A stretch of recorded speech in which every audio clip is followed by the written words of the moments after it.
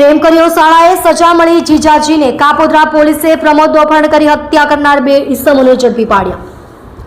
8 April 2025ના રોજ પ્રમોદ સાંજે 6 વાગ્યા બાદ ગુમ થયો હતો। 9 એપ્રિલ કાપોદ્રા પોલીસે આરતી દેવી આપેલી તેની મિસિંગ ફરિયાદ નોંધી હતી। પોલીસે મિસિંગ ફરિયાદ બાદ તપાસ શરૂ કરી અને ઘટના સ્થળ નજીકના સીસીટીવી ફૂટેજ ચકાસ્યા। 14 એપ્રિલે કાપોદ્રા પોલીસને બાતમી મળી હતી કે પ્રમોદ ચૌધરીનું અપહરણ પ્રેમ પ્રકરણની મેટરમાં થયું છે। પ્રમોદ ચૌધરીનો સાળો ધનંજય યુવતીને ભગાડીને લઈ ગયો હતો। પોલીસે આ ગુનામાં યુવતીના ભાઈ નિતેશ બેઠા અને દીક્ષિત મકવાણાની ધરપકડ કરી। પ્રમોદનો સાળો નિતેશની બહેનને ભગાડીને લઈ ગયો હતો। પોલીસે નિતેશની પૂછપરછ કરતા સામે આવ્યું હતું કે ધનંજય યુવતીને ભગાડી ગયો હોવાની જાણ પ્રમોદને હતી।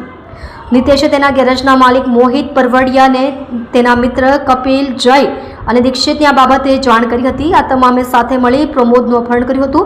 ત્યારબાદ પ્રમોદની હત્યા કરી નાખી હતી। પ્રમોદની લાશને પીપોદરા કેનાલમાં ફેંકી દીધી હતી। ત્યારબાદ ઓલપાડના કારેલી ગામની સીમના કેનાલના પાણીમાંથી પ્રમોદની લાશ મળી હતી। 9 એપ્રિલ 2025ના રોજ પ્રમોદની હત્યા થઈ ગઈ હતી। આ બાબતે ઓલપાડ પોલીસે પણ અકસ્માત મોતનો ગુનો દાખલ કર્યો હતો। પોલીસે આ ગુનામાં બાતમીના આધારે દીક્ષિતને ભાવનગરના પાલીતાણાથી ઝડપી પાડ્યો। દીક્ષિતે પોલીસ સામે કબૂલાત તરીકે મોહિત, કપિલ, જય અને બાવો તેમજ નિતેશ પ્રમોદનું અપહરણ કરી લઈ ગયા। બહેન ક્યાં છે તે પૂછતા મારામારી થઈ અને પ્રમોદ બેભાન થઈ ગયો।